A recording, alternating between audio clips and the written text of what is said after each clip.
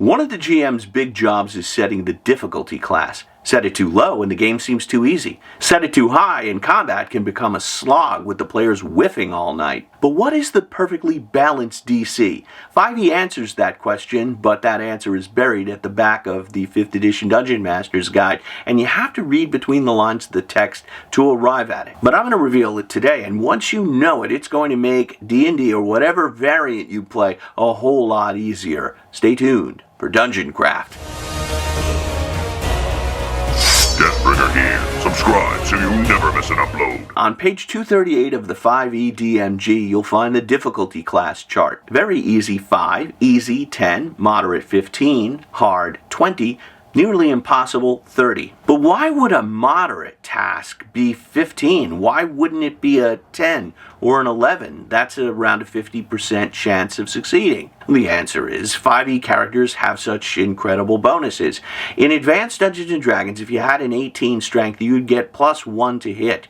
5e characters are all swole with +4 to hit, so the designers have adjusted the difficulty classes upwards to compensate, which is a lot like Spinal Tap setting their amplifiers to 11, but I digress. Always remember the numbers on the character sheets aren't real. All that is real are the 20 sides on this die. And you can't roll a 30. If a character has a 20 perception and you set the difficulty class for spotting something at 30, what you're really saying is, look, your character may be an expert at spotting stuff, but this black pudding is very difficult to spot. You need to roll a 10 or better to see it. Bonuses are an illusion for the players to make them think their characters are awesome, and the Game Master is being fair and not making arbitrary decisions. The most common comment I receive on my hacking videos is, well, Professor, if you do that, the game becomes just arbitrary. Which is ridiculous, because the entire game is arbitrary. Why are Hobgoblins armor class 18? Because some Seattle hipster said so. This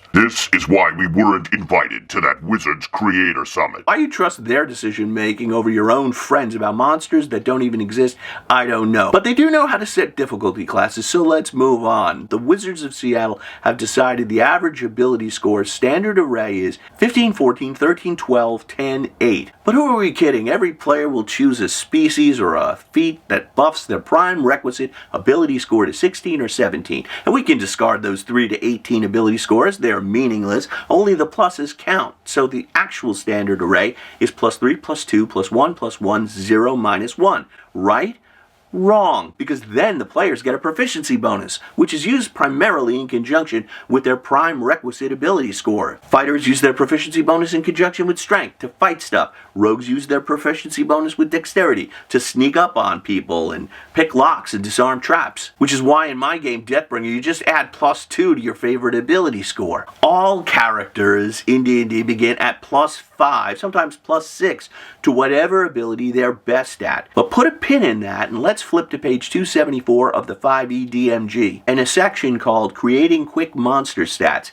This is the formula the designers use to come up with monsters. Notice the armor class for challenge rating 0 to 3 is 13. CR4 is 14. CR5 is armor class 15. As the CR goes up, so do the ACs, and that AC increases parallel with the character's proficiency bonus, creating the illusion for the players that their characters are improving. So let's accept armor class 13 as the most common difficulty class in the game. After all, players spend most of their time fighting. 13 minus the fighter's +5 bonus is 8. But what about the rogue? Well, they're going to be using a ranged or finesse weapon, which works with their dexterity, and they also get +5 to hit, bringing their target number to 8. If the character had an 18 in strength or dexterity, the target number would be 7, but the most common number in D&D, the secret number, is 8. Consider this. 8 is a 65% chance of success, and that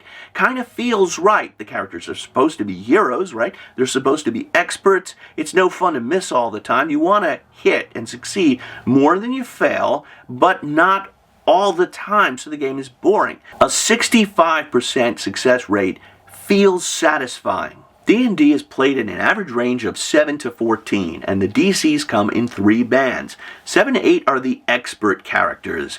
9 to 11 are not quite experts, but they're still skilled. That's like a cleric rolling to hit. And 13 to 14 would be the target number for non-skilled characters. So the next time your players forget their character sheet or D&D Beyond crashes, don't freak out. Ned Nimblefingers is a rogue.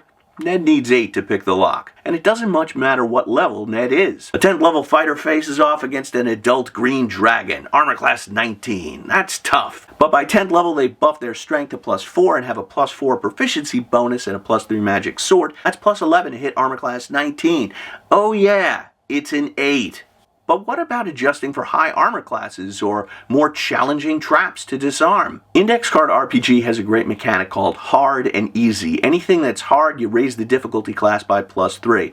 And anything that's easy, you lower the difficulty class by -3. Why 3? Because mathematically, that's what you get when you roll advantage or disadvantage. So you can eliminate that mechanic and just say easy, hard, ±3. A boss monster might be hard to hit, so the fighter needs an 11 instead of an 8. Still a 50% chance. A weak foe, like a goblin, might be 5 to hit, an 80% chance of success, and that kind of makes sense. I like OSR gaming, but I always found the armor classes are a bit too high. I'm rereading The Lost City in preparation for running it soon, and it's great, but I noticed that every giant beetle and goblin has an armor class of 14. That's a bit too high. I always felt that old school games should lower the armor classes by about 3. Otherwise, there's too much whiffing, and that can be really frustrating for players as combats drag on and on with neither side landing a blow. Another comment I get is, Professor, I like your ideas, but my players aren't going to go for them. Put the master in Dungeon Master, and when they go to roll the dice, just say, I've made all the calculations, roll an 8. And if they do the calculations and they find the target number is actually higher than the one you set, they're going to quickly change their tune and just go with your gut instincts. So remember, when setting those difficulty classes, if the character is an expert, it is a 7 or an 8. And if they're moderately skilled, it's something like a 10 or 11. At least that's what I think. I'd love to hear what you think in the comments below. Also below you'll find links to Dungeoncraft on Facebook and Patreon where you can get extra content, and my own games, Deathbringer and Eldritch Hack at DriveThruRPG. Thanks for watching. I'll see you soon. May all your rolls be 20s. So Deathbringer, you're still blaming me for us not getting invited to that Wizards Influencer Summit? Yes, now I'm never going to Seattle. What did I say that was so bad? Any of these thumbnails ring a bell? Alright, what about your Tabaxi Skin rug collection? That was self-defense, and they backed into my axe. Tell you what, I'll buy you a Starbucks and we can drink it in the rain. Then it'll at least feel like we're in Seattle. Oh, right. It's better than nothing. In the meantime, get my game at DriveThru and watch more Dungeoncraft.